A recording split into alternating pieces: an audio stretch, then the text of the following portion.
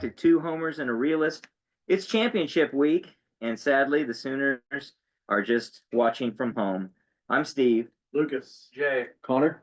So, guys, we got a lot to cover because buckle up. We got ourselves a new offensive coordinator. We went down to the mountains. We went and fed the animals, and we got Ben Arbuckle. Did he bring fried pies? He brought the fried pies. It's on, baby. And we're going to talk about that. We're talking about how we feel about that. We're going to talk about signing day. It's signing day. What an exciting day to be podcasting. Sooners are doing okay.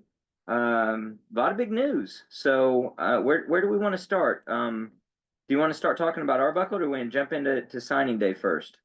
I think Arbuckle's probably the biggest story. So we did a poll. I want to see what you guys think about this. I want to get it up to get the latest results. So we did the poll on X. How do you feel about the new OC hire, Ben Arbuckle? Disgusted, pessimistic, optimistic, elated. 72% were optimistic, 19% elated, 7% pessimistic, and 2% disgusted. I gotta think the Trolls. Disgusted is trolls or somebody misclicking. I don't understand how you'd be disgusted by it. I don't, unless you're just I don't get it. I don't get that.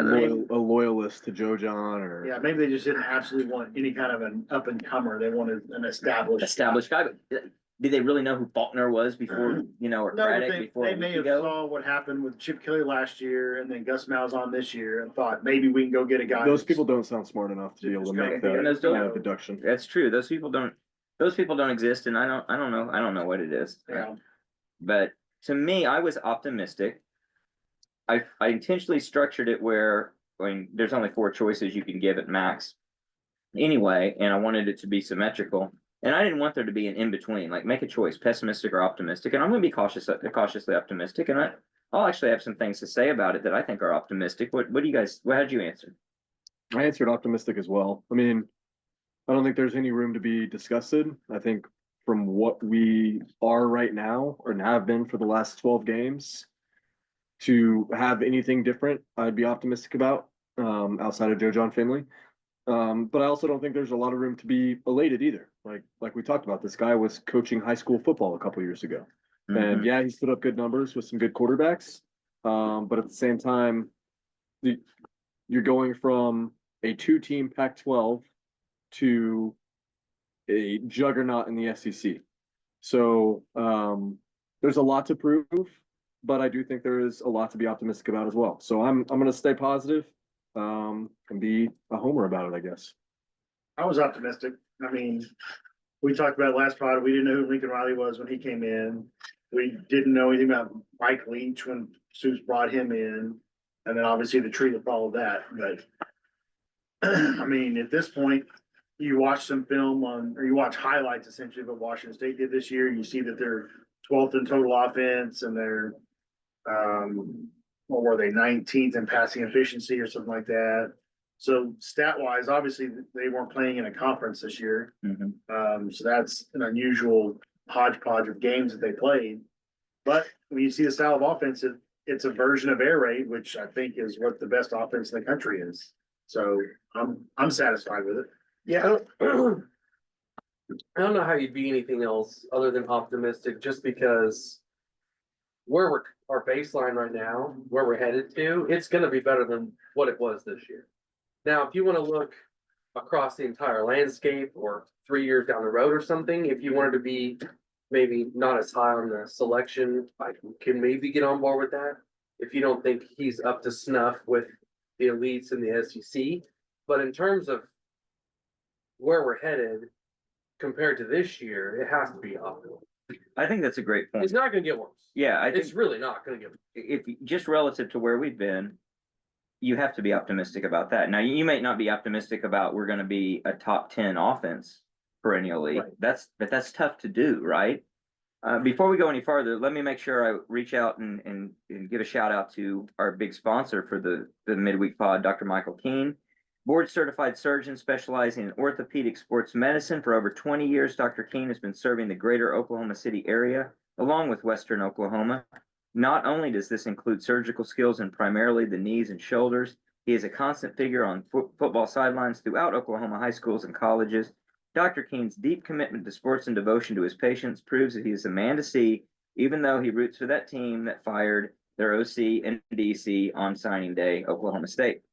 Thank you, Dr. Kiehn. So I think when you look at Arbuckle, I mean, you've got to discount what was going to be the obvious marketing of it, but at the same time, they weren't going to hire an absolute zero. They weren't going to hire somebody who wasn't in demand. He was in demand.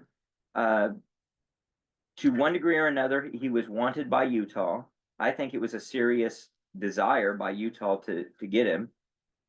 He is an up and comer. The thing that I really take as a positive is he's not a 20-year veteran who's sort of been a retread at lots of places. Now, obviously, if you can get a guy who is the Lincoln Riley, but not a head coach level of OC, yeah, that's fantastic. But if you get a guy who's, yeah, he's been around, he's been at this program and that program and that program, has he done well? Yeah, he's always done okay. He's kind of a duct tape it together and make it work guy versus a guy who's really, he's made it through an acceleration path that I have to think is a lot of meritocracy. He didn't make the jump from high school to college as quickly and as young as he did. And then now all of a sudden is in demand at big programs and a hot guy to get for nothing. He got there because he's got real talent, and he didn't land in a place that was just loaded with talent and walk into an easy situation. Washington State is not anywhere where you think, yeah, anybody can win there. And yet he had a lot of success. So that I take that as a pretty big positive. And his sample size of who he's coached is pretty small, but it's pretty solid. Effective. I mean, Cam Ward goes from Washington State to being a pretty standout quarterback at Miami, like played well this year. He's in the top 6 or 8 of the Heisman. Yeah, and athletic, and I think we've got Michael Hawkins in the ranks who kind of fits that mold of what he could end up being. Mateer, who, still TBD on what he's gonna do, but regardless, had a fantastic season this year. Completely unknown. Yeah, Guy, too. completely unknown. So I mean, the development seems to be there, and I definitely think that's something that we've been lacking over the past season. I don't know, it just feels good because it is a fresh start. Like, I know we talked about it a little bit at dinner beforehand, but we've gone back and forth in the Luttrell debate and the conversation around him and how it could have been a good fit and it just didn't work out, but it still felt like it was just way too much of a default for Brent to hire Luttrell and then promote Joe John to co-OC. It's nice to have a little bit of a fresh breath of air with an outside hire, a young guy who has a small sample size of proven success come in and then maybe be something like a Lincoln Riley that we saw in 2015. Fingers crossed. Even if he's not Lincoln Riley, Right.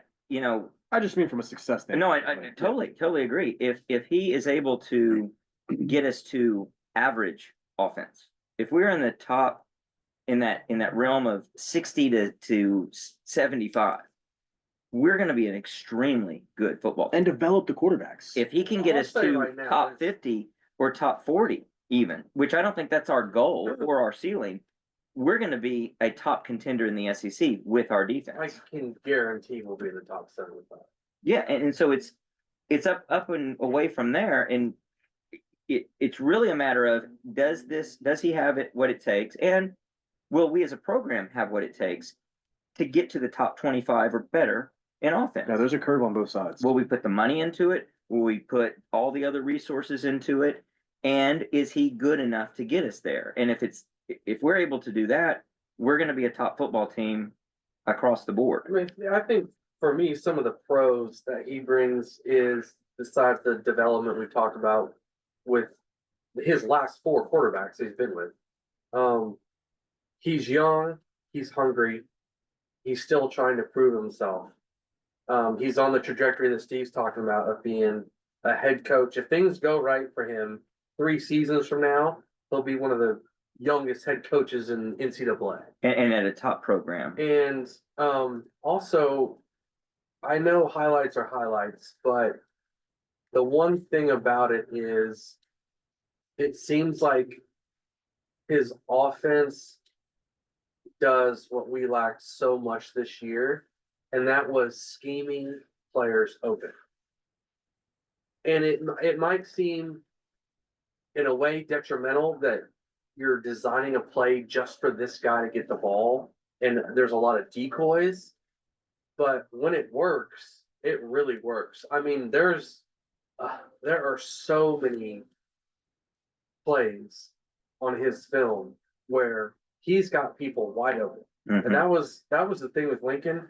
That's one of the good things with Sark. Mhm. I mean, there's a lot of false routes and whatever to scheme your guy that you want to get the ball on this play. Well, as the team that's been the victim of the scheme to get the guy open, I know how lethal that can be. And it's also, it's not exactly a nickel and dime, but it's effective like a nickel and dime where it's just killing you. And it feels like you just can't make the move against him because every time you try to outguess what he's doing, that other guy's open. And all of a sudden there's another 15 yards. Yeah, because we've had success like that ourselves the last couple of years, and then watching all the other football this year while you're watching our team play, you're just like, why can't we can do it? nobody get open? Like, there's every team we play against or every game we watch that's. And there was never a moment this season where it was like, finally, there it is. Mm-hmm. No one was schemed. Like there was never a turning the corner of saying, finally we're running plays or a play that's doing that. But the only turning point we had was like, all right, finally we're running the ball with Jackson and moving it down the field, and Alabama's not making adjustments. There was never any conversation about this. Looks like a little bit of offensive rhythm where we're getting guys in the passing game open and moving the ball down the field with the ball. How absolutely vacant the middle of the field was. In the middle of the field that extended 5 yards beyond the line of scrimmage to 40 yards beyond the line of scrimmage. The only thing we ever did was at or behind the line of scrimmage, or the very occasional, extremely deep route that the guy happened to beat his man. Well, and like that, we were big on it last year on those pass charts and like the frequency charts of where Dylan would throw the ball and what part of the field he'd throw it on. I'd love to see a season pass chart of where our passes went this season. No, it'd be so sad. Because it'd be red on the side, sidelines and freaking ice blue in the middle Well, of the what field. was the stat? We scored 22 touchdowns this year or something like that? Offensive, there was 30, 33. Okay, 30 I or looked it up 33. and Washington State scored 50 last year and 61 this year. Obviously, they're not playing in a tough conference. Last year would have been a tougher conference because Last year would be pretty Pac-12. tough, yeah. You had Oregon was good, Arizona was good, USC was good, Utah was good. Yeah, Mateer counted But for this year, 44. yeah, I mean, I think they had 30, I want to say it was 39 passing touchdowns and 7 interceptions or something along those lines. That sounds like Jackson Arnold had solid 12 passing offense. touchdowns this year. Yep. 12. It That's doesn't insane. It doesn't take much to do better than that. It's and yet insane. we obviously the record's not great, 6-6, but we were competitive in several games. It doesn't take much to win those games or be so competitive that you're really feeling like you should have won those. Well, and you look at the flip side of it as well. I mean, and I texted it in our group, and I meant to bring it up on the post game. We didn't score more than 2 offensive touchdowns in a conference game this year. Yeah. I mean, the defense bailed us out on multiple occasions with defensive scores. Mm-hmm. So, I mean, it's just, and that's mind-boggling to me. Mm-hmm. Like, there were, Yeah, it almost seems like you can't even. it's hard to fathom. Or you feel like you would be, 3-9. Yeah, I was gonna say Right? if we were Right, told exactly. those stats at the start of the season, knowing our schedule, you would expect we're 3-9. Yeah.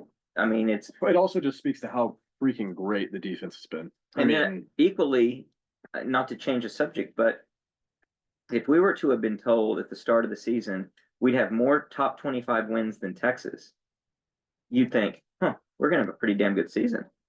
yeah. Well, I don't know if we thought that because we looked at Texas' schedule being so bad that Yeah, but you didn't they expect really they were only had gonna a have. chance to play 2 top 25 teams. on You the would have thought they schedule. would have us, Georgia, and Michigan. You would have thought Michigan, and you would have thought, see, they didn't play Old Miss. They didn't play. Yeah, exactly. Who else did they play? Florida. We knew Florida was going to be bad. Yeah, Florida's actually probably better. Texas than we thought they were Texas gonna only be. played 2 top 25 games, right?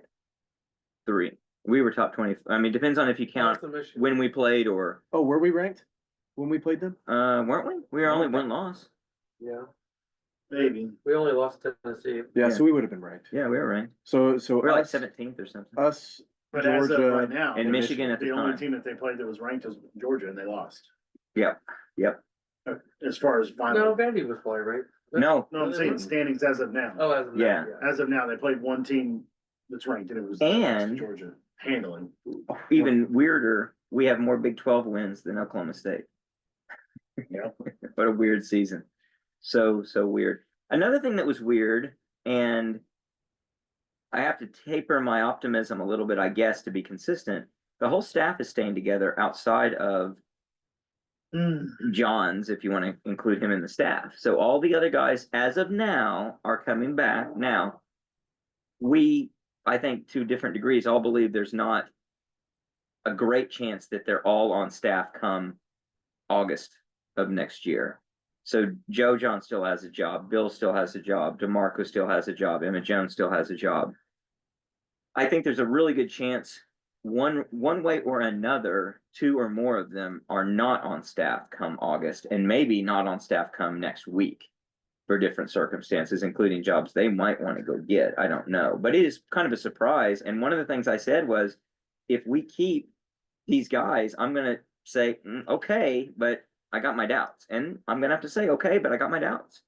With Joe John in particular, I have my doubts. And what have we seen from the tight end group at all since he's Nothing. been here? I Absolutely. mean, they nothing. brought Stogner back, didn't do anything. Underperforming. They brought in Bauer Sharp, best player on the team. Best player on the team. But didn't seem like he really improved over the season except for some of his blocking. But that was more scheme when Joe John took over. They started doing zone insert. He looked better blocking there because they weren't dragging him all the way across For the line. DN, yeah. But catching wise, he didn't get any better. Route running wise, didn't get any better. Throwing. passing, he yeah, better. he was really bad at passing. What Wasn't he a has the tight end quarterback? Position shown that's gotten any better under Joe John whatsoever. Recruiting. Well, and you're wise, not playing. I mean, you have Devon Mitchell. You're playing all these young guys. What is Devon just a degenerate in practice or something? He's just still a baby because he I don't care. reclassified. I don't care. Like, that doesn't matter to me. Like, He going can't be into that we're much of a 6-5 going into the LSU game. Doesn't matter. Like, play the guy. You're playing all these other quote unquote babies, and again, not as young as him. I know he reclassified, but the dude has size. I bet he can go up and try to catch a ball. I think he could. I bet he could run around. Yeah. Right. I And don't I'm think sure he's they're gonna do concerned with any their type of blocking. Like, blocking yeah, stuff that's whatsoever. fair. Sure.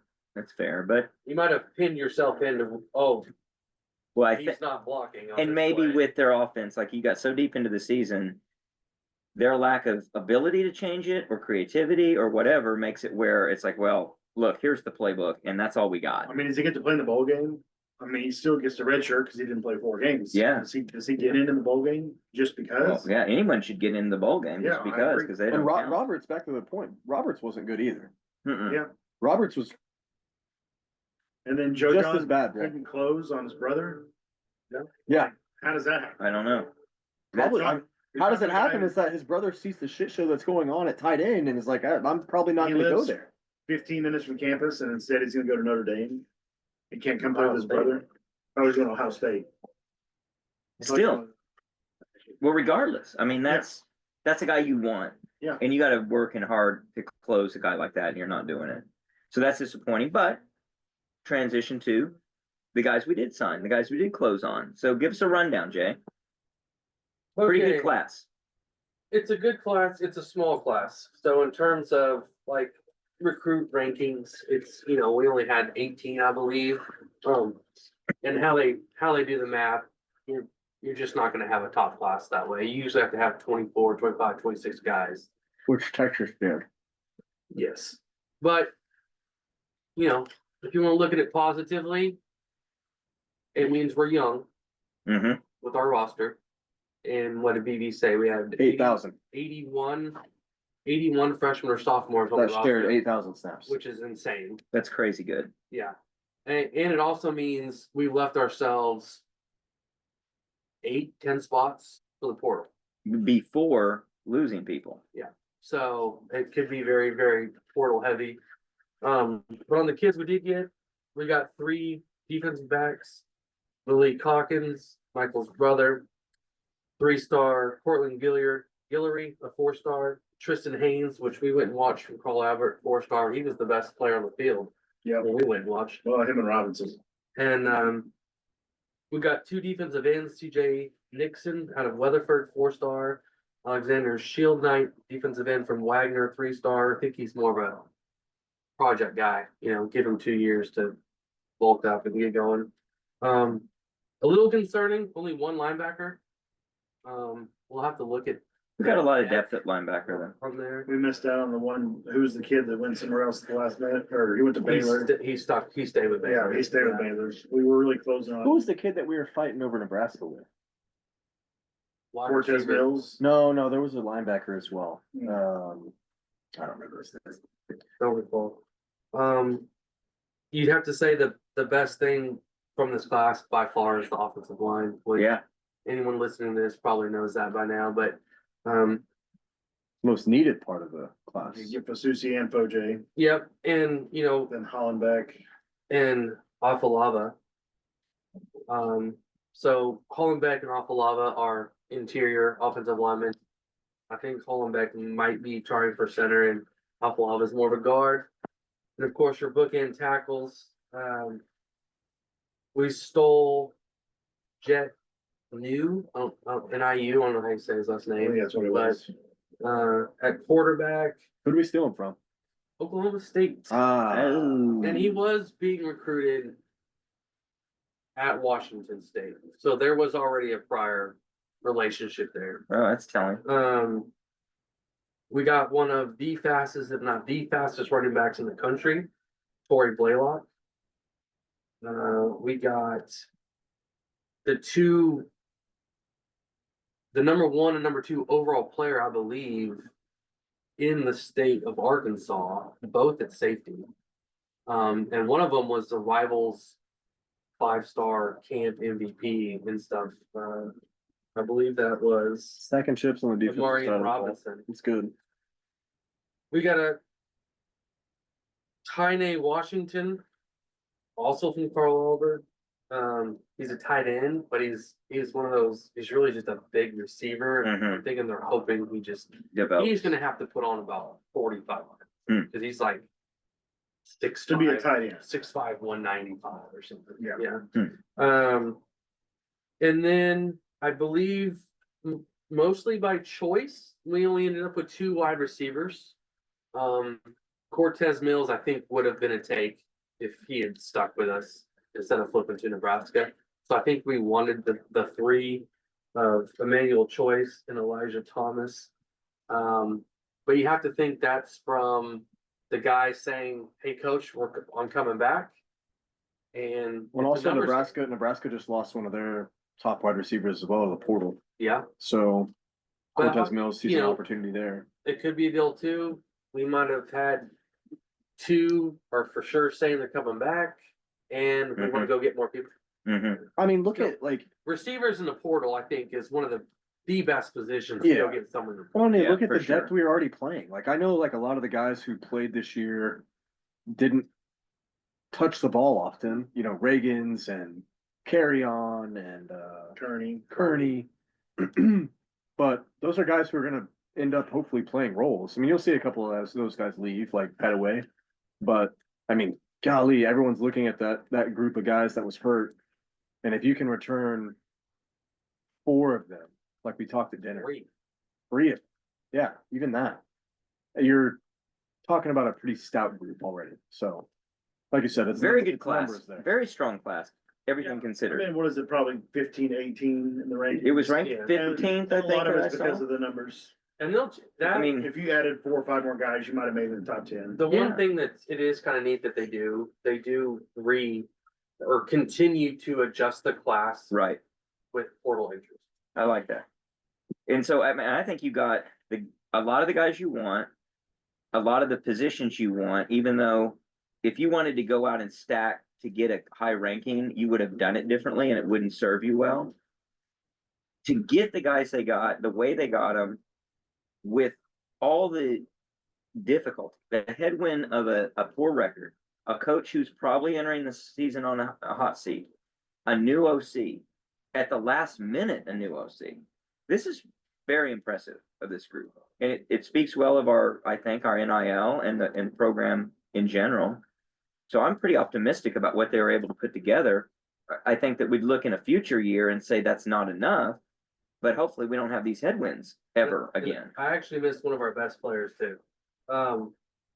A defensive lineman, defensive tackle, Trent Wilson, out of Maryland, Oh, yeah. 4-star kid. One of the ways Venables described him is he already looks like a 40-year-old man. I like that. Kind of that P. Ryan effect. I like that. He looks like Shows up ready to go. As long as he doesn't play like. Yeah. Hey, I know late 40s men that can play. Jaden Jackson looked like a grown man when he showed up too, and he Yeah. improved it this season. Yeah, very much so. So I think it's a pretty strong class. I'm pretty happy about that. It's What pretty chill. It was a pretty chill day. Yeah. Relative to what it could have been. Like you It said, could have like, been a nightmare. bringing in a new OC when we did, and still retaining a guy like Fasusi, a guy like Foje, and the receivers that we retained, like It really, it could have been a lot more. Yeah. Like this could have been a much more rough pod. it's kind of, I guess you could say it's some of that's got to be NIL because Oh yeah, absolutely. if you, I think that's the only thing. Keeps if that Fasusi. happened 5 years ago, Oh, yeah. you're freaking out. Yeah. You don't have an OC before signing. Oh, absolutely. I mean, it's about as bad as. And you're announcing your OC Like, you 2 weren't- days you before. weren't, you weren't even. Give us a scoop. That's why they used to do the whole, the class signs, Speaking law, probably. the class signs, and then Law. get rid of your Those laws are doing coordinator, good. right? Right, That's what you used to do it that way on purpose. right, Kind exactly. of screw the kids over. They couldn't leave. What are Right, they gonna do? Right. And you They can't couldn't do that portal. today. Right, you can't do. So And I don't think these kids are thinking, I'm gonna sign here and then somehow jump and do something goofy in the next couple of weeks. I just don't, I think their agents are gonna say, nah, you're gonna stay with where you are. Kind of giving us a little heat here. I like it. also the way things are going. I like that we didn't fill the class to fill it. Right. Right? We have to leave the spots open for transfers too. Yeah, there's That's an, what I'm saying, but there's I an feel like- intelligence to all But of I it. feel like we, Randall Stevenson's times- already having his effect. I at love times it. before, I feel like there was a lot of filler spots. Like we need bodies for practices, we Right. need bodies for this. Maybe this guy becomes something we don't necessarily expect him to become, but you had to get those 24, 25, 26 kids Mhm. just to have bodies, even though you knew the last or the lowest rated 8 you got Mhm. were probably never gonna be contributors. Well, and the portal's going to be wild. I mean, it goes up to 105 this year. 105 SEC spots. SEC's doing 85. Yeah. Ah, okay. SEC's not increasing their No. scholarships to No. 105? Mm-mm. That's why? I don't know. Seems pretty detrimental. It to be seems honest. extremely detrimental. I didn't know Me that. too, yeah. I don't understand that at all. I don't either. That like you can't You're keep that up. you're literally limiting yourself Yeah, to talent. Or you're just concentrating your. stockpiling the concentration down. Well, I mean, But you could do both. you could do both. Yeah, like Could you not? That sounds like you're afraid of the money that you got to. That could be a futuristic thing too. Yeah. If they're gonna have. Oh, they might to- learn their ways. Yeah, they No, might I'd have. say to. that might be strategic though, because, okay, if they're doing revenue sharing, right? Right. Moving forward. You're gonna have an Oklahoma State who fills their squad with 105 people and only has 40 million in revenue share to dole out. Mm-hmm. And you're like, no, we're gonna keep ours at 85 and we've got 80 million to dole out. You're Right. gonna concentrate the talent that way. Yeah, no, that's fair. I mean, they're smart. They're strategically It's gonna very get- smart, so they it's- probably have a plan and a reason they're going to do it. It just strikes me at first glance as problematic, but that's interesting. That Yeah. really goes back to support work that I did years ago to actually get published in that area to say that work, the reduction in scholarships helps the big programs. And now that you see that gap and who's going to take advantage of it and who's not, I think it's probably exactly what's going on. That's a great point, Jay. It's going to give a lot of people, a lot of D2 and JUCO players a chance in the Big 12 and ACC. Yeah. So that'll be interesting. And those can be our minor leagues to, And you're our gonna- farm yeah, leagues and you're for us gonna- to then transfer up to the big league. Yeah, you're gonna have all of your third string SEC players and Big Ten players filling those roster spots. Yeah, that's what it is, basically. It becomes, we're gonna outsource that to them. They can pay for it, they can develop them, and when they prove themselves They on the come back. field, And come back.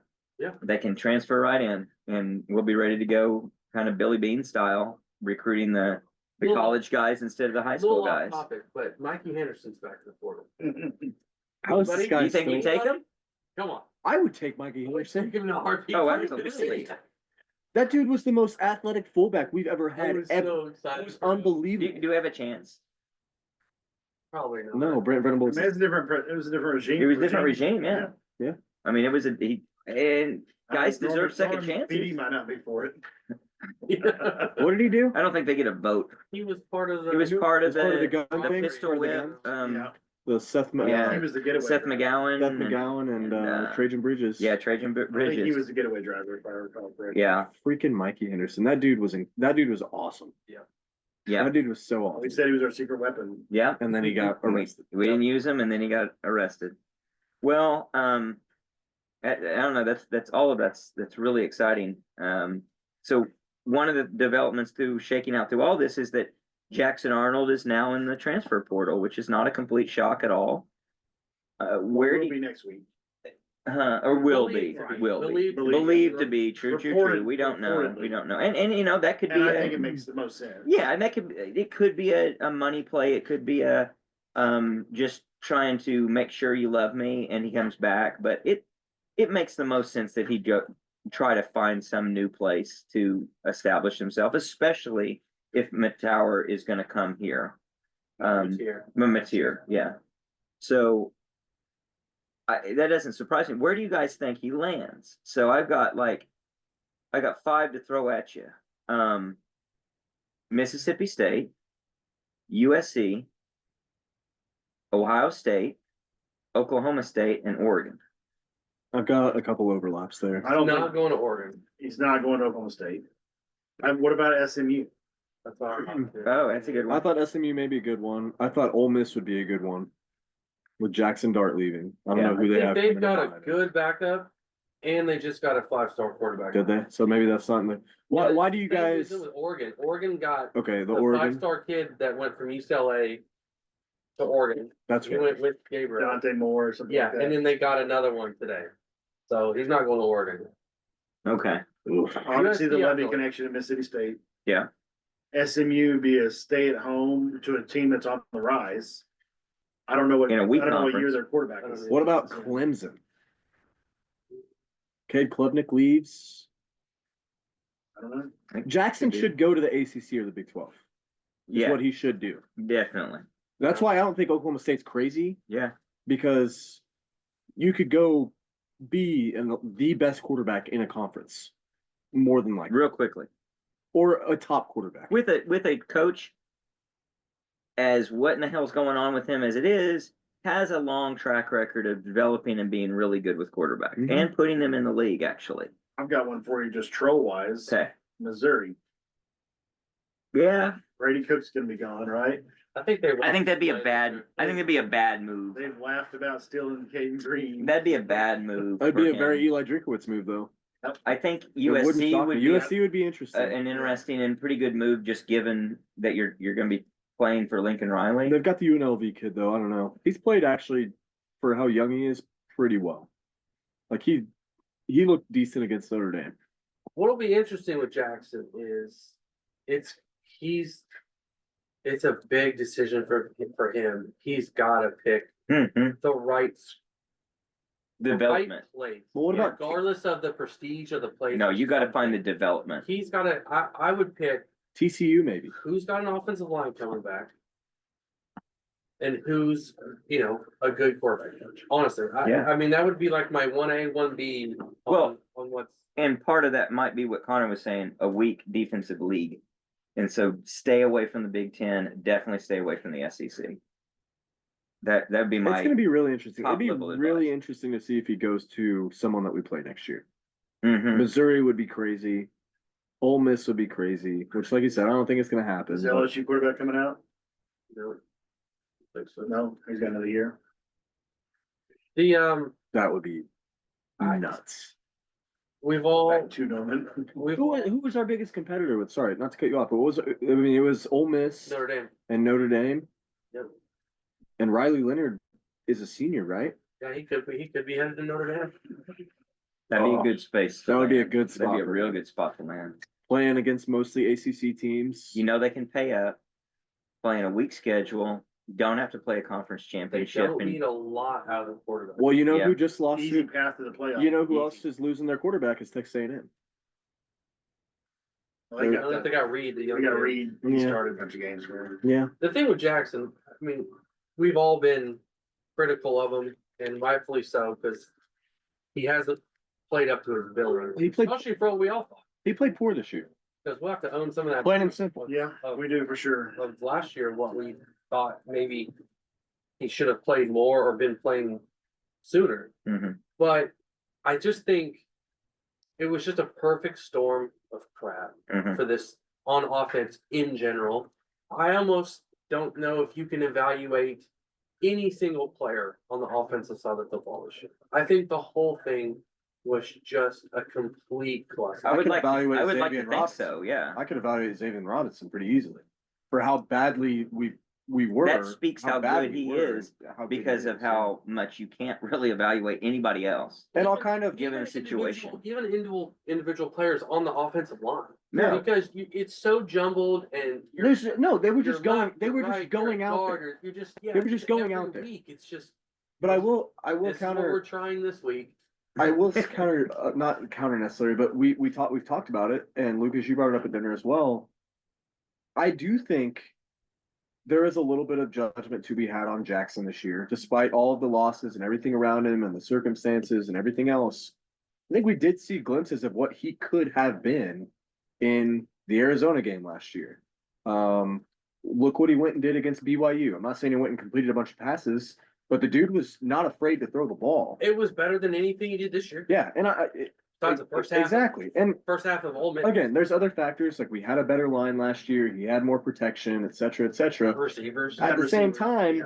he had receivers, but at the same time this year, we saw him get to a point where even when he would have protection, to an extent, Yeah. he didn't know when to throw the ball. No, he was But I think broken. that was broken. It was- I think we broke him. I think, yeah, exactly. Yeah. I think in that, I was texting, like I said earlier with a group of friends about this, is I think Brent Venables, and again, we could go back and forth on this a little bit. I think Brent Venables kind of signed Jackson's letter of transfer or intent to transfer when he hired Luttrell. Even if Jackson was supportive or not, Brent Venables should have been big enough to say, and Brent Venables admitted he picked the wrong guy. Brent Venables didn't say Seth Luttrell could have been the right guy if we didn't have a bunch of injuries. Mhm. He blatantly said, I picked the wrong guy. And unfortunately for Jackson, I think he's gotten worse. Like, I think he's regressed as a player. And I think he's going to have to go back to a square one mentality. Sophomore slump. He's going to have to go get coached up somewhere and redeveloped or retuned to find what he was or was potentially going to be a certain, like, he could go to any big program. He may not be good. He just may not be good. Well, if he gets in the same difficulty, so if you go to, Ohio State might be the worst match, right? Because Ryan Day apparently is a very risk averse coach. They play in a fairly tough league. And if you get into a difficult, high pressure situation where you're going to feel the pressure, everyone's going to feel the pressure there next year. That would probably not be conducive for a guy who needs to get a reset and figure out Find how his just to find his feet and relax. You turn Do into your DJ Uiagalelei is what Yeah. you turn into. Yeah. And I'm not like, I've seen a lot of people talking about it and, best wishes, I don't want Jackson Arnold to go somewhere and be good at quarterback. Just for the sake of my program and what we are, like, I'm not wishing a kid a horrible career or anything like that. I don't want to see him go be Dylan Gabriel and be a world beater. Like, it's just not good for us. Yeah, I guess it depends on where he goes and the circumstances. If we're good, I don't think I care. Yeah, That's fair. That's agreed. That's fair. Yeah. There's a delineation. I mean, I don't wish bad. None of us wish bad on No. him, but I I don't want us to be like, wow, we were the problem. That's what, I don't wanna have to look in the mirror. But I think we were the problem. Dude, I do too. We were I the just don't problem. wanna face that fact. And you gotta give Just props to face it. Jackson for not calling it quits after Yeah. the benching, Yeah. because he could have kept his red shirt. Yeah, But he didn't. He told Brent, I'm there if you need me. I'm still gonna practice hard. If the time comes that you gotta bench Hawkins or he gets hurt, don't worry about my Yeah. red shirt. And he went He deep ran in out there in Yeah. South Carolina after that third possession and he went right on the field. like Yep. no problems. And he, So props yeah, on that. So I wanna, Lucas, you brought it up at dinner and, give me your take on, how, like, hindsight being 2020 with Jeff Levy, Dylan Gabriel, a bunch of the reflection that we've done over the past season. And, are we all kind of eating our Eating our words a words. little bit? wait, I'll let you do that as long as you put a log and a little bit of, sprinkle some pellets on that Log and baby. sprinkle. It's getting cold out here and that fire is really nice when it's going. I think it's so hard to judge based on where the offensive line started this season. And without having any receivers whatsoever that he had played with all, spring and summer, all those guys are gone by game 2 or whatever with all the injuries. It would have looked better with Gabriel, but it still would have been pedestrian for what we needed this season. Yeah, but for as bad as our O-line was, Gabriel might have been out for a career after game 3. Yeah. Because Yep. he might have taken that one hit. Yep. That ended it because of how our medical staff works. Yep. Which is another issue that's been popping up all over Twitter. That's gonna be interesting to see what happens there. Yeah, extremely interesting. But I mean, well, it sounds like we got it all wrong. But if Jackson had gotten more playing time, if we would have been able to put teams away earlier in the season and Jackson got more playing time last season, maybe he isn't broken going into this season. I don't know. Yeah, I mean, it's, woulda, coulda, shoulda, it's a lot of, revisionist history there that is hypothetical, so it's tough to say. At best with Levy and Gabriel, Thank with all the same injuries, Mhm. and just replacing those two guys. At absolute best, 9-3, Yeah. barely 9-3, Right, with probably some luck. 8-4. I was thinking You it. could probably, you I was may thinking be you able win to 2 more hold off games. Miss, and you probably beat Missouri. You might beat Tennessee. Tennessee. You might beat You Tennessee. definitely beat Missouri. I'll say you beat Missouri.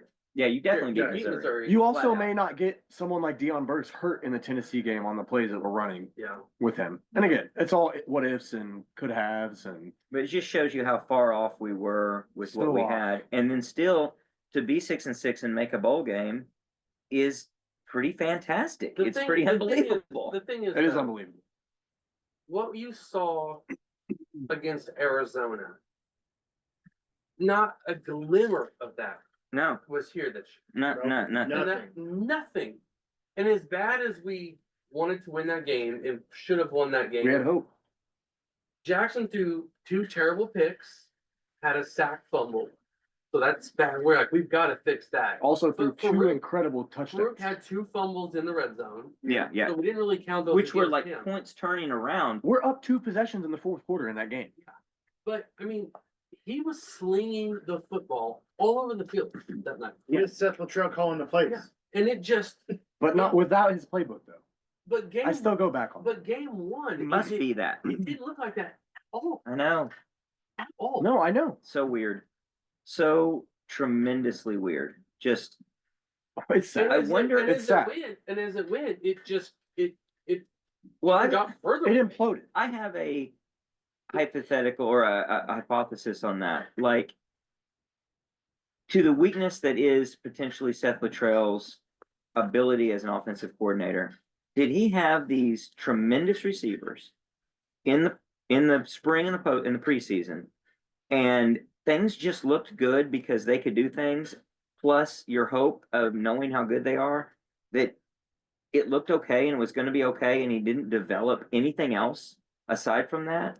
Do you have guys that are just making plays and you don't realize how close you are to disaster? And you're like thinking, well, I'm going up against a great defense in Maybe practice. teams look like. Well, I'm sure, but that's kind of what separates a good OC from a bad OC. Because a good OC understands, okay, it's not just this is going to work because these players, if these don't, like, they see the shortcomings even when it works. Like, oh, wow, okay, that was a touchdown, but here's the things that failed. And I feel like on defense, that's where we are, where you can have a great, and this is the history of Brent Venables, a tremendous play, and he's yelling at somebody on the sidelines. Like, you're like, we went 3 and out and dropped him for a loss 3 straight times, and you're mad because he wants perfection. A good OC sees that and says, whoa, whoa, whoa, whoa, you got to be better here, here, and here. And this is Yeah, not going to yeah. work, even There's- though it works. There's no way this is what the offense looked like in the spring. Well, but There's no way. and also like Can't be. I know I myself There like, would have been panic. Just Brent would have seen it. it He would have said, what are we doing? We got to do something different. no, I don't. Would he though? the spring Like, game. would he- I was think a- he would have. I think he would have seen Look it. at the I guy. sure hope he would have Just seen go it. back to April. We had 2 Yeah, 70-yard bombs to Deion Burks, yeah. just flying down deep post over the middle of the field. Against one of the best They defenses couldn't in do the it all. country. And they didn't even try it. They didn't even try it. Against a guy who doesn't want to see that happen. Like, he's not going to be like, I get it. You were just letting them. No, he's not going to. They tackle to the ground in week 13, 14 of the season. They're not going to mess around. He wants his guys to make plays the whole way down. Yeah, and I think you kind of nailed it when we were talking about it earlier, Jay. It's like again, I'll reflect on myself. Like, I was too optimistic about what the offensive line could have been, or what it was going to be. Like, heard all the stories. Like, we knew offensive line was going to be bad. Chose to buy into the Kool-Aid of like, oh, maybe they're not that bad, and like they're serviceable. Like, even with the guys healthy that we needed to be healthy, I don't know how good this line would have been. And But even then they weren't. and they weren't right. But my point being, like, Bill Bedenbrough brought in 2 great guys in this class. I don't know how he can be forgiven for what he put on the field this year, regardless of who got hurt, regardless of who was out there and who wasn't. Like, The it was only thing I can say, absolutely atrocious. the only apologetic I can offer is, was he dealing with an offensive scheme that was so bad, there was no making up for that. I mean, That's the only thing I can hang my hat I on. think the deal is, okay, well, Everett went down. Did you get hurt the spring game? yes, Yes. Okay. So we went out and got the top center available, who wasn't very good, but he was hurt. and he got So hurt. he didn't practice most of fall practice.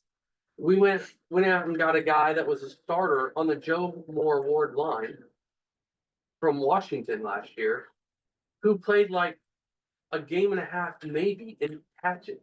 And he never played the whole rest of the season.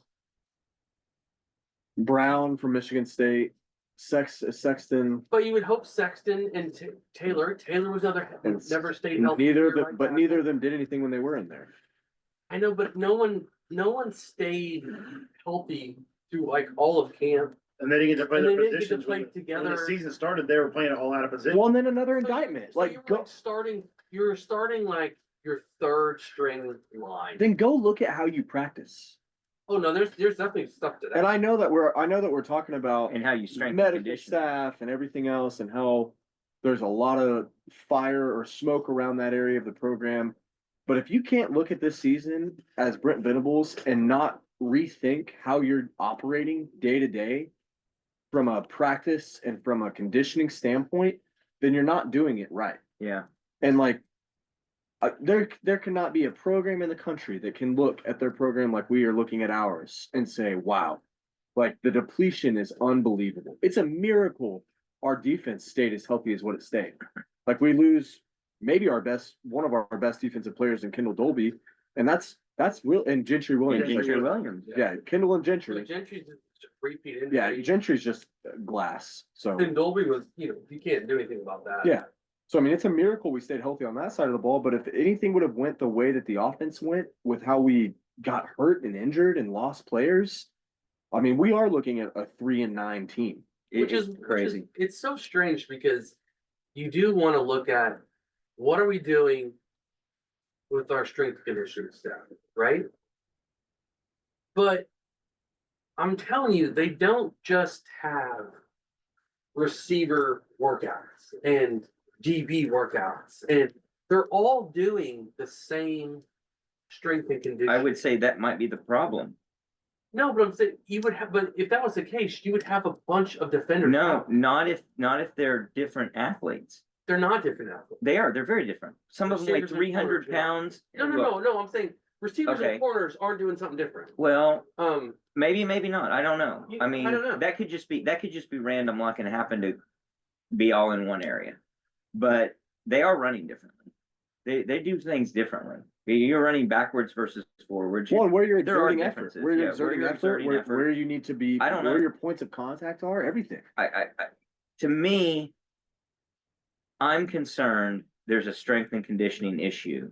And I think that has got to relate to, do they have it programmed in intelligently about this is the right type of workout for this type of athlete versus that type of athlete?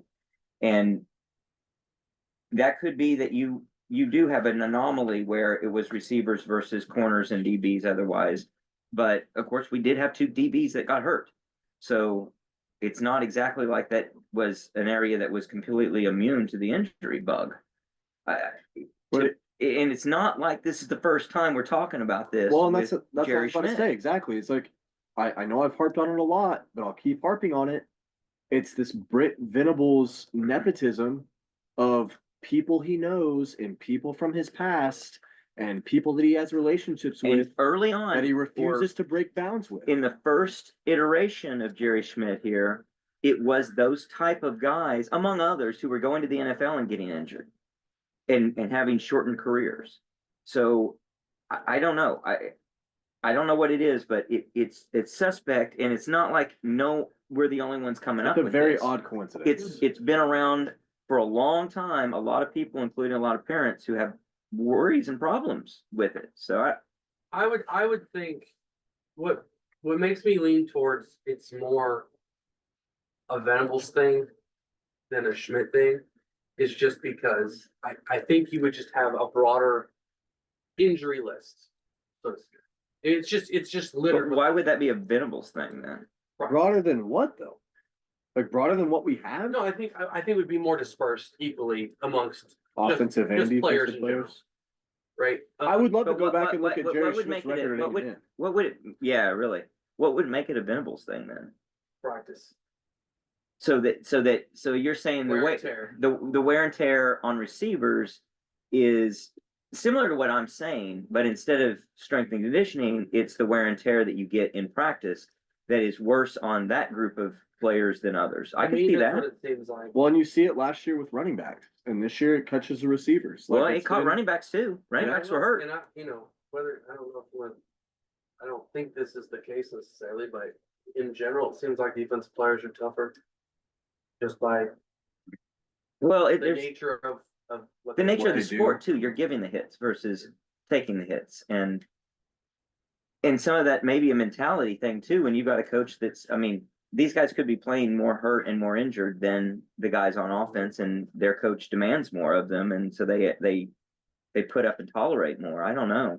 It's all a concern. It's something that we'll see going forward. But all of those things considered, it is amazing that we are 6-6 and we're headed to a bowl, keeping the bowl streak alive. Second longest streak behind Georgia, right? That's about 2 years, I think. It doesn't seem conceivable we'll break that, but weird things happen. We just keep our streak going, and they may fall in tough times.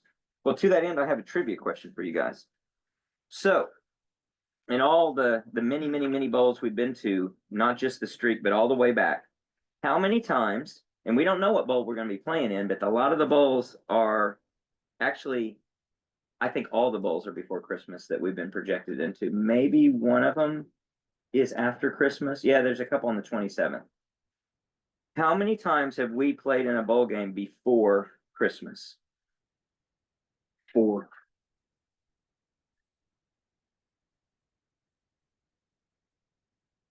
I don't know how it used to work in the olden days. I feel like there weren't really any before Christmas until they added 1,000 bowls. So I think this is like the last 30-year thing. I'll say 3. I'll go one. Let's just say it's just not. Well, Jay's logic is very good. The answer is 1. Stumble? No. before I get to that, I'll tell, Jay's logic is also good. That's true. Back in the olden days, there weren't a lot of bowls that were before really the New Year's. I mean, Yeah, they're New all Year's New Year's and bowls. and that, for a long time, it was just New Year's bowls, basically. And then it was that last week, they started expanding. We've played in one bowl before Christmas. That was Christmas Eve, 1993, the John Hancock Bowl, where we beat Texas Tech 41-10. Cal Gundy kicked the crap out of the Red Raiders. John Hancock Bowl. It's Herbie Hancock. But there's also sort of a trick twist to this. We also played on Christmas Day in the Fiesta Bowl in 1976, where we beat Wyoming 41-7. So 41's our magic Christmas or pre-Christmas Day. number. Yeah. So I maybe we'll get another 41-point performance out of the guys if we play it in one of these bowl What games. the I don't know. What about Hey, the I'm actually excited to watch Michael Hawkins with an improved offensive line in Joe John complex. I would agree. Yeah. Because he hasn't got to Excited play. enough that you're gonna go to the game? He So he's not played. that excited. He hasn't played under Joe John. No, he That's hasn't. true. He hasn't. That's a good point. Yeah. Especially And the the O line is better. is better. Is And we better. got so many and young we're guys. run And dominant. our running back. We have is- so many young guys on that side of the ball. Yeah, no he one- might run for no one should 250 be yards. sitting out. We shouldn't have players sitting out on offense. No, not on offense. Definitely on Defense will have a defense. couple. Not Danny on- sits, Billy sits. That's it. I bet. Who else is Probably. going? I bet Downs plays, I would. I bet I Downs think Downs so. does play. Yeah. Wooler would probably play, although Yep. he got injured, I think, at LSU. But he says he'll be back for football. Okay. DJ Terry is Or Mason hurt. Thomas. Well, Our Mason Thomas could be a sit out if he's going to the NFL. Yeah. which he might. But I think he's the perfect type of guy that you give an appropriate amount of NIL money He to, sticks around. and he stays for another year because he To can, improve things. if he can add 10 more pounds, Mm-hmm. he'll be a second round guy, late Yeah. first, mid second round guy. You get him in a room with Danny and Billy and say, "I need you to sell him on staying." Well, and that's Brent trying to live up to what he's always done, which is get the guys that need to come back to come back. Dominic Williams. If he can get them, yeah, Dominic He Williams. did it at Clemson. He got Yeah. some of those guys that I guarantee First got rounders. They were at first least round. second round grades. And now you're offering money Come on back. money on top of just Yeah, staying. those guys weren't getting money. Now you're legally offering Legally money. offering it. Right. Yeah, so that's definitely hopeful. I think there's a great chance of that. Well, that gives us a chance to transition into some predictions. And for that, of course, we're going to start with the locks of the week. The Realist Deal Locks of the Week. And the locks of the week, of course, are brought to us by 5 Star Concrete. David and Josh, a local business servicing the metro area from patios, sidewalks, driveways, shops, and more. Call them or text them at 405-306-3014 or look them up on Facebook, 5 Star Concrete. They did this concrete deck. It's wonderful. I think if Josh were here, he would approve of you putting some more fuel on that fire and heating us up. He's a fireman by day and a concrete man by other days. Yep. So I think he would approve of that. We're being safe, Josh. I promise. We're doing a good job with this fire. Well, it's championship week, so we don't have a lot to go off of in terms of number of games to choose from, which may be good or may be bad. A good chance that we got some crossover, I think. I'm going to pull up my locks of the week. I actually have them here on the spreadsheet. Oh, Did you guys have a chance to get them all in? Yep, we got him in. All right. Yep. Well, I'm going to do a rundown actually of where we stand because it's interesting. So last week I was 2-1. Connor was 2-1. Lucas was 2-1. The listener was 2-1. And Jay, the odd man out, 1-2. Why can't you be better, Jay? It's that in-season taper. well, I Yep. told you guys not to take OU and nobody listened to me. I did because I didn't take him. I took him and then I said nope. Like six. I thought we could have. Well, I until totally agree. until the kick return, I really liked it a Yep. lot. I totally agree. Well, on the season, I'm 17-25 for 40%. Lucas is 17-23-2 for 43%. Connor is 19-21-2 for 48%. Jay, 28-14 for 67%. As a group, we're 81-83-4 for 49%. So we need to close it out. We need to close it out with some wins. Yep. Now, this isn't just it. We've got a few more weeks. We're gonna do this all the way through, like we do a full 18 week or whatever we pick. The listener, 24-18, 57%. We say it every week. Say it again. You get paid to be a listener and make picks off of what we do. The listeners are doing great. Listener was 2-1 last week. We'll see what the Shelby, listener shout out can Shelby. do. Good job, Shelby. Way to go, Shelby. Freaking loser. Yeah. All right, so I'll start us off. I've got Louisiana getting 5.5 from Marshall. I've got Ohio getting 2.5 from Miami of Ohio. And I've got Penn State getting 3.5, going with 3 dogs here against Oregon. Wow, that may be a first time ever super dog lock for anyone. Oh no, I live in the dogs. I've had a lot of dogs. You think you've had a 3 dog week Well, before? let's see if somebody keeps track of that on a spreadsheet. Go ahead and look it up. So, Psychopath. I am 20-22 when I've won 22. I picked the dog 22 times and I'm 41% when I do it. I picked the favorite 20 times. So out of the 42 games I've picked, more than half of them have been dogs. I've had an all favorite, an all favorite, an all dog, a 2 dog, an all dog, Okay. an all dog, Sorry. an all dog. A lot of 1 and 2s in there. Yeah. Are just your statistics in the spreadsheet? No, Just your statistics? oh no, everybody's are in there. Have you never seen a Steve spreadsheet?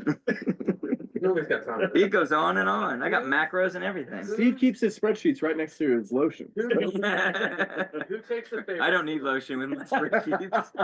I got a macro for that. Who takes the favorites? Me. So the most favorites is actually Lucas, and closely followed by Connor. 38-4 on Lucas, 36-6 on Connor, 32-10 with you, Jay. I'm by far the most dog oriented of all of us.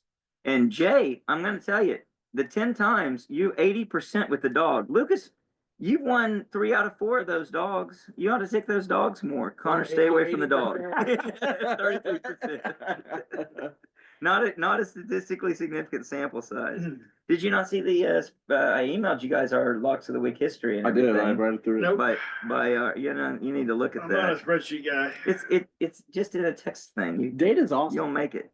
Consume it. You analytic guys go off of whatever. I'm a field guy. Well, yeah, that's Okay. the judge says you're not supposed to be feeling anymore. Okay. All right. Well, Connor, what do you got? Well, I'm gonna keep with the trend. I'm gonna go with all favorites. I've got Boise giving 4 against UNLV. I've got Tulane giving 5 against Army, and I've got. Oh no, I am gonna take a dog. I apologize. I've got Georgia getting 2.5 against Texas. You know, that's a very interesting giving 2.5 or getting 2.5. I would agree. They beat them. Neutral They site beat them in in Austin. Yeah. I mean, I don't They're know. playing at home essentially in Basically at Atlanta. home. And what I heard was they were going to allow water bottles. And so there's still the water bottle effect. So I do have a question though. ETN has announced he intends to transfer. Is he Gotta play? He's gonna play? As long as you're on the portal, you have a team. But when it has SEC champion. Yeah, but as a head coach, Do you play guys quitting on you do essentially you play on your program. Do you play him? Kirby wouldn't. I don't think Kirby would. The thing is, even with the Jackson thing, that's other people talking to their sources. Right. And they release them. It's not like Jackson Arnold has made a statement saying, hey, Right. I plan on entering the portal. It wasn't ESPN reporter that reported that. It was on 3. Yeah, I no, think. it's I think it was on probably It three. was on 3. I think so. Yeah. It's probably right. It's still not from them. It makes the most sense to me. It's not official. But why would ETN come out now? Why would that even be out there? Let people get the bidding started now. Yeah. I think The that's bidding's going to be probably there it. regardless, though. I don't guess know. unless spots fill up. I Well, don't yeah, know. you want to be the first running Yeah, back. you wanna know? be, yeah, that's fair. I'll go next. I've got three favorites. I've got Arizona State -2 against Iowa State. Oregon -3.5 against Penn State. Not going 12-0. And Think so. SMU -2 over Clemson. I think their Cinderella season continues for SMU. I like it.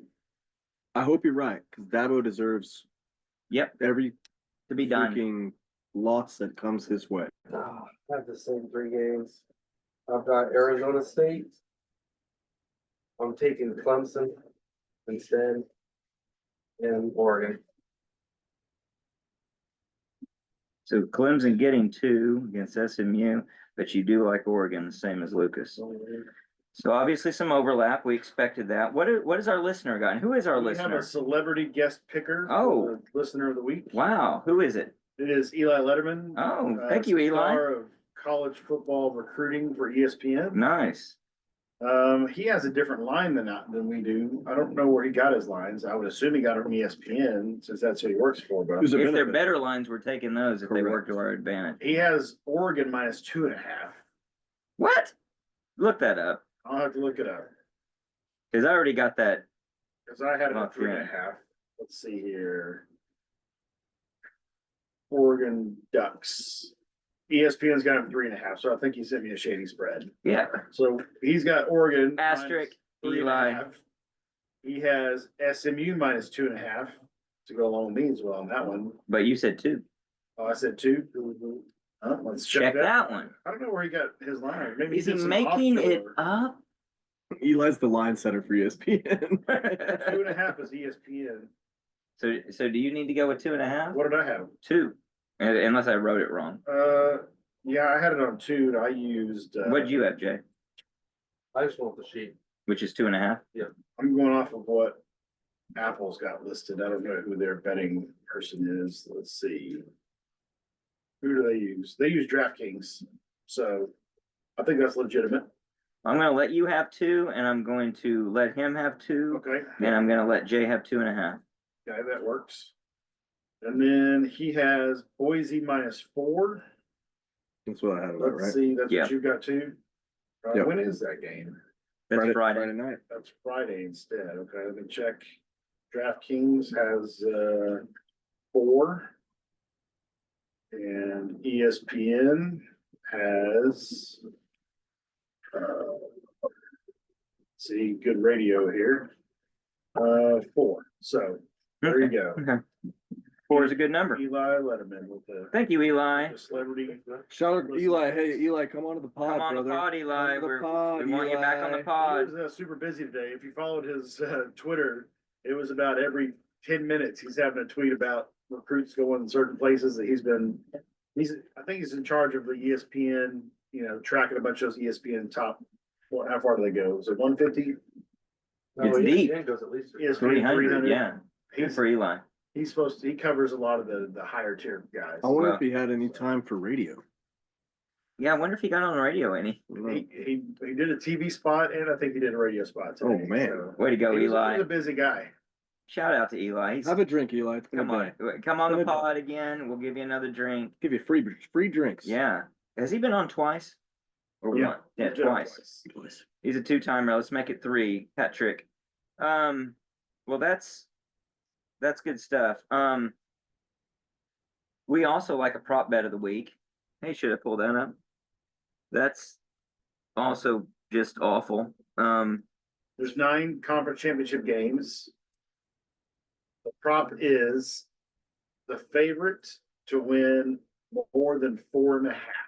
So 5 or more covers by the favorites of the championship games. Okay. Well, while we're thinking about that, let me see if I can pull up our, I hate Apple. Go ahead, 4.5. Lead spreadsheets. I'm trying, no, it doesn't. That's a PC thing. 4.5. I'm gonna go over on the favorites. Over. covering. So am I. I will go over as well. I'm gonna go over. I like the over. Jay, what do you got? I think I went with under. Let's see, I've got favorites.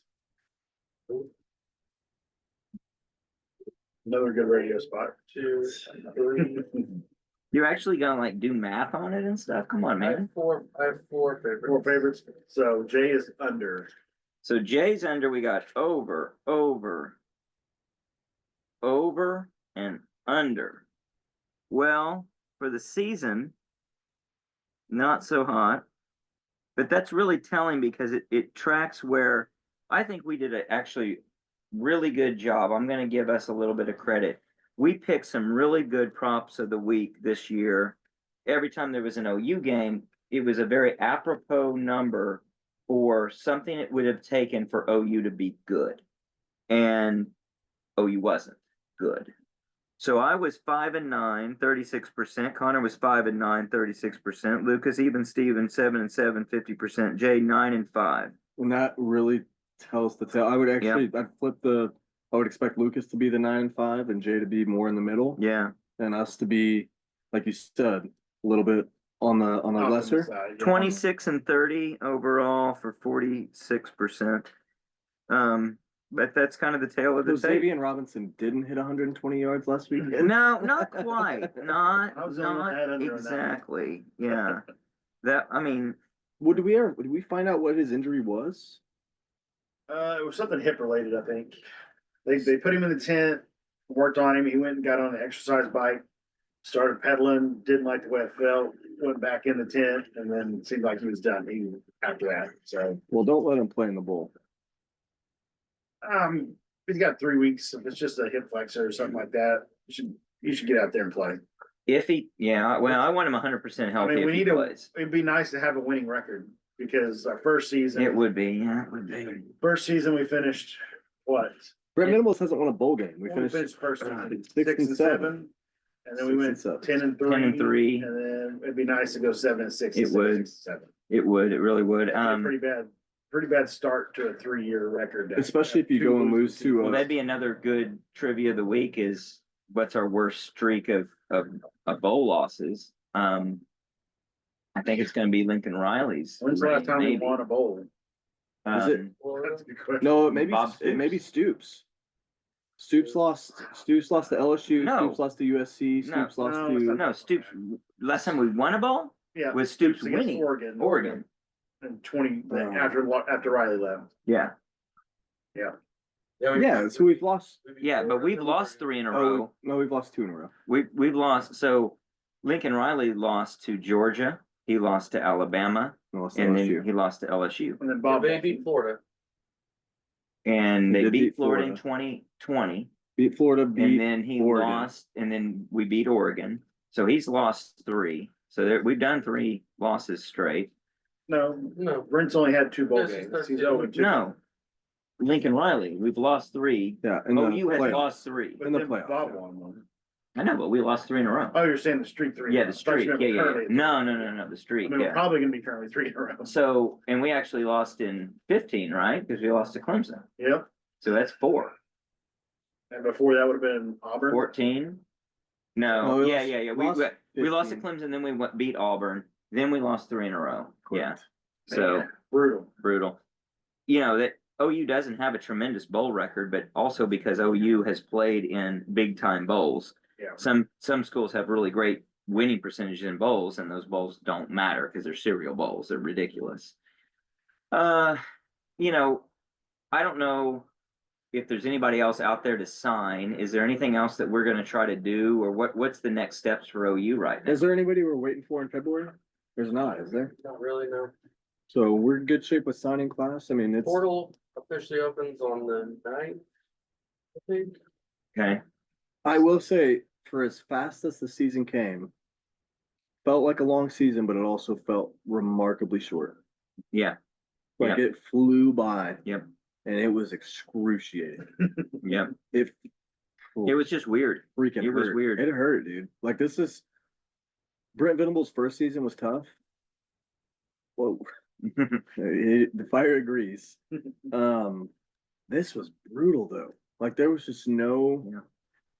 like I'm so glad we have the Bama game to hold on to. Mm-hmm. And it sucks that that wasn't the last game of the season because Yeah. it would have been such a good one just to be like, we lean back To on it. end And on it feels that. great. And it's like, bowl game's coming fine, but we have Bama. At least it was at home.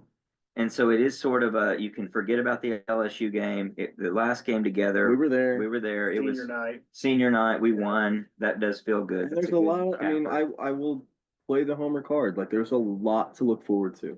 I There really is. think there is. Arbuckle's here. I'm pumped for it.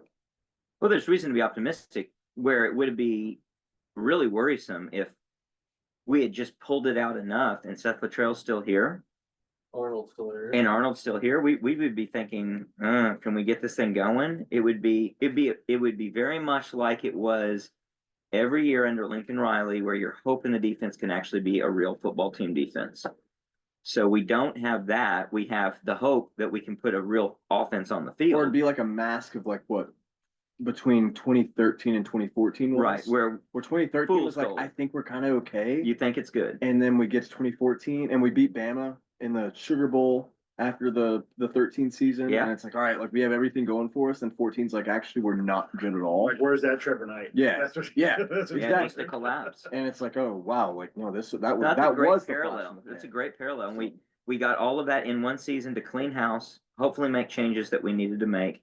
We did get to the bowl, which grants us more practices. Now I looked something up and I'm pretty sure this is right now. You get practices up until your bowl game. Right. So when your bowl game is matters for how many practices you get. So pre-Christmas bowl So- matters. I Yeah, thought it was only 15 No, practices it's total. 15. It's when it's I looked it up and you don't get like what I saw is don't you like get 30 practices. if you get a number of practices up until your bowl game, with the only caveat being, now this could have been wrong, but I looked it up and they said it's the typical rules of 40 hours a week and so many hours a day and so many days a week, and that was it. I always hear everyone say. I think 15 even if your practices. first, even if your bowl game is January 2nd. Well, you know that's only not get- true for the playoff teams. Yeah, they they still, start early. they get, Yeah, but what about the extra games they might have? Yeah, to play? they're gonna get extra games all the way through. I think it's I think they're basing it off contact, like. I don't think so. I think based Well, on what I saw. no, Now I'm open to be wrong about this, but I looked it up and it said you get practices up until your bowl game, and I that's the think only you- rule. I think you get 15 up to your bowl game, and when you're gonna start your 15 is how you wanna. Well, you may play not it. get 15 in then. Yeah, I Right. think everyone will get 15. Not if Not if you Depends play on on when it First is. games are like the 20th or something like that. Teams are not practicing today who are not Right. going to conference championship games. Like OU's not practicing. they won't know their bowl If we until play on next December- Sunday. If a team plays on December, the opening day of bowl week, which is very early, and it's going to be really early this week. And It'll you're be- not gonna practice after.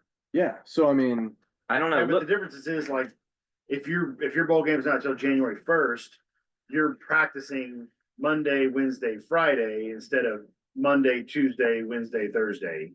And then the next week you practice Tuesday, Wednesday, Friday, or something like that. You have to spread out those 15 physical practices. You can meet and do all that kind of stuff you want within the limits of the hours. But as far as physical contact practice, you only get 15 up until your bowl game. Now, the playoff teams probably have a different set of criteria after their first game. Mhm. If they continue to play, they get to keep practicing probably whatever, Regular weekend. yeah, I whatever. don't see regular week anything is. about the 15 when I look it up.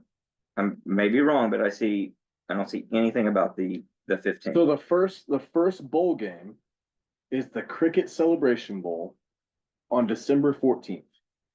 Okay. So let's just say worst comes to worst, OU has to play in the freaking Cricket Celebration Bowl. Okay, but like 90% of the games are.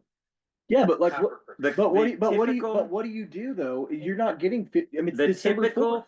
a college football team typically gets around 6 to 8 practices before a bowl game. So it matters when your bowl game is. And there's nothing about 15. Every person on the radio, They- Gabe and Teddy, They they just all say 15 practices. I don't It see it must in the be. rules. It's got to be hourly based. But the hour limitations are the NCAA allows teams to practice up to 20 hours per week in the lead up to a bowl game. This practice time is a key benefit to playing in a bowl game. Can practice up to 4 hours a day during bowl preparation. So looking at the bowls that OU may play in, 4 hours a day or 20 hours a week. yeah, so I mean, if you play one of the early bowls, you're kind of SOL. I'm open to be wrong, but I'm not seeing anything You're kind about of, you're that kind of 15. SOL, like if you play on even on December 17th. I mean, it's December 3rd right now, you're getting a day cut out, Yeah, but you because had of- last week. but you're not practicing. Why would you practice? What are you practicing for? Your bowl game. You're getting your, Just against TBD? You're just saying we're Yeah. just gonna run, yeah, you're just working on your stuff.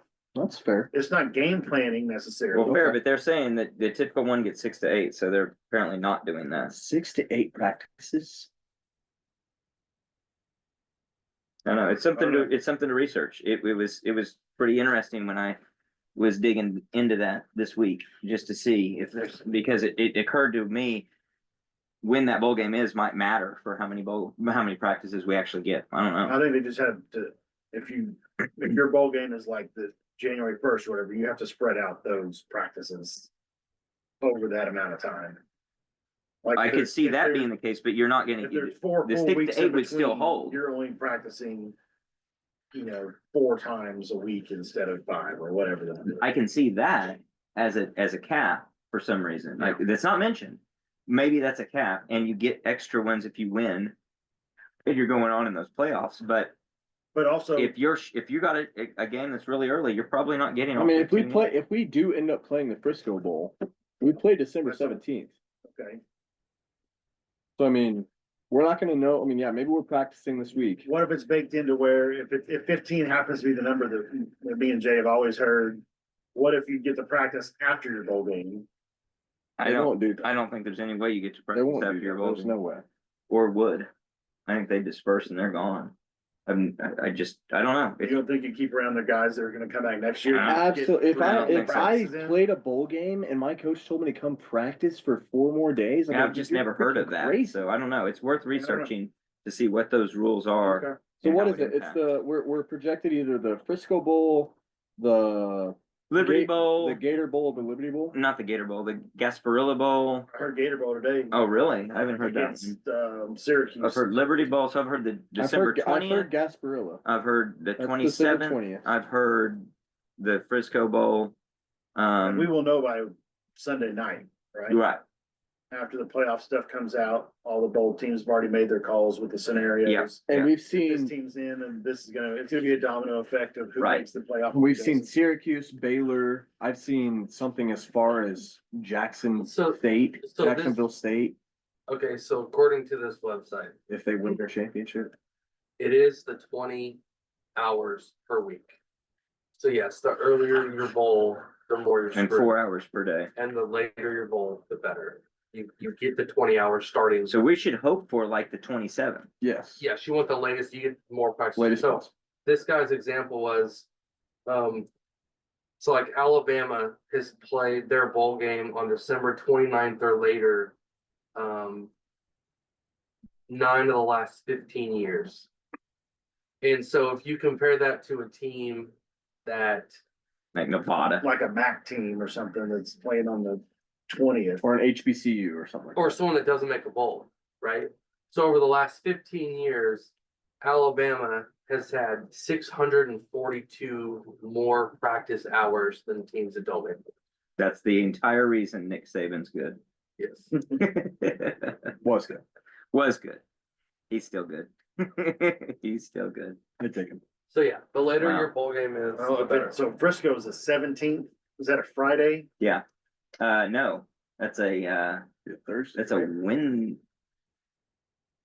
20th is a Are Friday. you sure that's the date? I could have swore I saw 20th. I think it's a Wednesday. It's a freaking Tuesday. It's a Tuesday? That's disgusting. So Yeah, my it's a guess is- Tuesday. Yeah, my Tuesday, guess 17, is 18, 19, I 20. think I saw the 15 20th. The No, isn't it a 15 win? practice Wait, number. no, 20 is a Friday. 20's a Friday. 20 is a Friday. 17th is Yeah, Tuesday. 17 is a Tuesday. That would suck. The 15 Be extra awful. practices I'm not going to that. must be I'm probably not gonna watch it with you guys either because it's on a Tuesday It night. must be an extra We're gonna watch it together. Yeah, we are. average of 3 weeks out after bowl selection. I'll tell you what's weird. Gives you 3 weeks of 5-day practice. Well, a lot of times those teams actually get named early. It's rare that because there's a lot of Yeah, bowl there is commitments that come out. There's a bowl soon. that's already named. I'm gonna tell you right now, we're not playing in the Frisco Bowl The Cricket Celebration Bowl Because they've is already named them. because they've already named Memphis versus West Virginia Good, officially. officially. good. Well, the Cricket Celebration Bowl, we don't know December about that either. 17th, 8 p.m. Toyota Stadium in Frisco. South on Alabama, West ESPN. Virginia. Well, let's hope for the 27th and not the 20th. Because I'm taking vacation the 27th, and I'd have to move some stuff around if we're playing mid.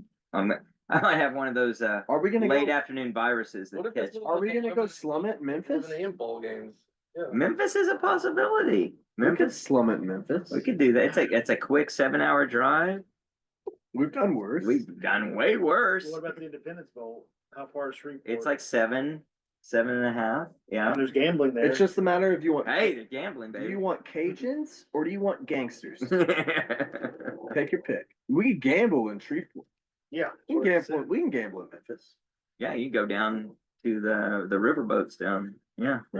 I don't know. All that would be fun. We'll It won't be. we'll We're not going to the bowl we'll be game. back with another midweek to talk about the playoff and all of those implications, give some more locks of the week and talk about where OU's bowl is actually going to be, what our expectations are for that, and kind of where we are, what we're seeing with actual transfer portal and all of that. But until then, Boomer. See you later.